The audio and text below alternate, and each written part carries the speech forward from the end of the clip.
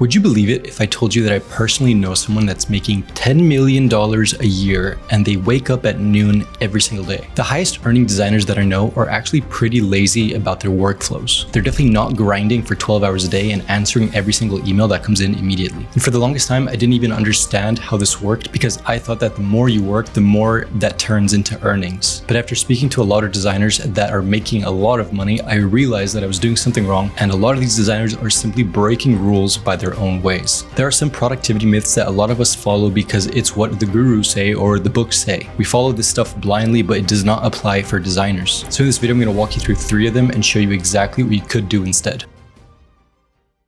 So you probably heard of this one, and it's that waking up at 5 a.m. or 4 a.m. or some ridiculous time is the only way to be productive. And I've seen a lot of videos where people are talking about how to wake up at 5 a.m. and why you should be waking up this early. And I've even done it for a long time because it is quite peaceful, honestly. But waking up at 5 a.m. does not necessarily make you productive. It just makes you wake up at 5 a.m. And what you do with that time obviously is going to matter a lot. But for designers specifically, where energy and creativity are so intertwined, when you're working down to work on your Framer site and you actually need to sit down, do the sections, and try to talk to clients and do all these things, it does not help you if you're half asleep because you decided and you force yourself to wake up that early. The time you're going to be the most productive is whenever it naturally happens for you. It's such a personal thing. If it does end up happening at 5 in the morning, then fantastic. It does not have to be the rule for you. So instead of copying someone else's routine, here's what I think you could do. Number 1 is start tracking your energy throughout the day. I did this myself and it helped me see when I was actually most productive and less productive. So for me, when I'm most productive is in the morning. Yes, but not 5 a.m. because that's a little ridiculous. If I wake up at like 7 or 6:30,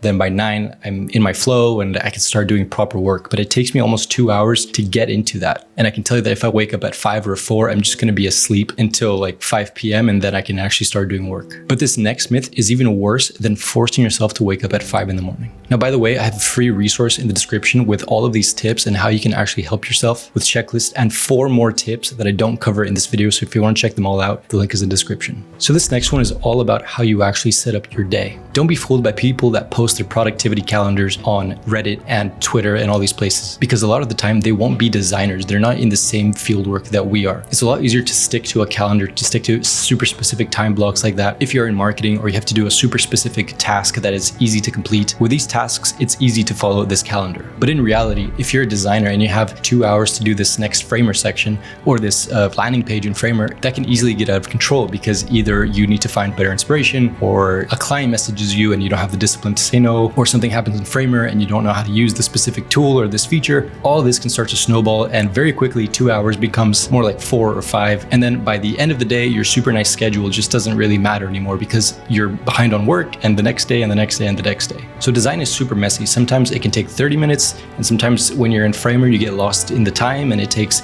3 hours. So it really is very difficult to block off times for specific tasks. Instead, what you should be doing is this. Instead of blocking times for tasks, you should be blocking energy. So for me, the morning is for creative work and the afternoons is for admin. And I know for a fact that if I try to do creative work by the afternoon, I'm going to be doing the worst work possible because I just want to get it over with. And if time blocking kills your creative work, then this next one is absolutely even worse.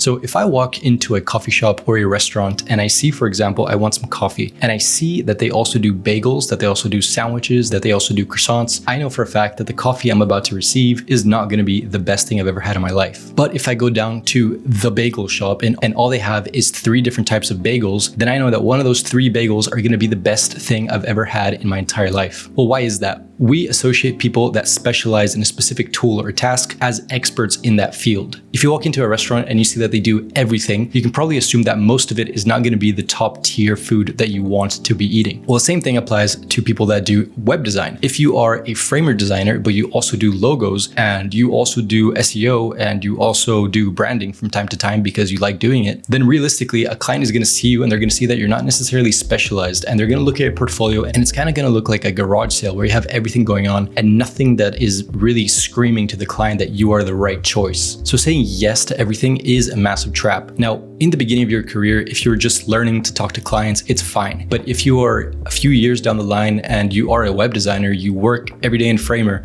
you want to be getting Framer clients, you're trying to build your Framer portfolio, and then you take a WordPress job, well then that doesn't necessarily make sense for yourself or for anyone that wants to hire you. Designers that are making real money 90% of the time take projects that they they know that they can accomplish and be one of the best to do it. Because if you're known for something that's specific, then clients come to you with massive checks because they know that specifically this person is the best to do this very specific job. So stop saying yes to everyone and start saying no, even if it is uncomfortable. If you want to see more productivity tips, then I recommend that you watch this video.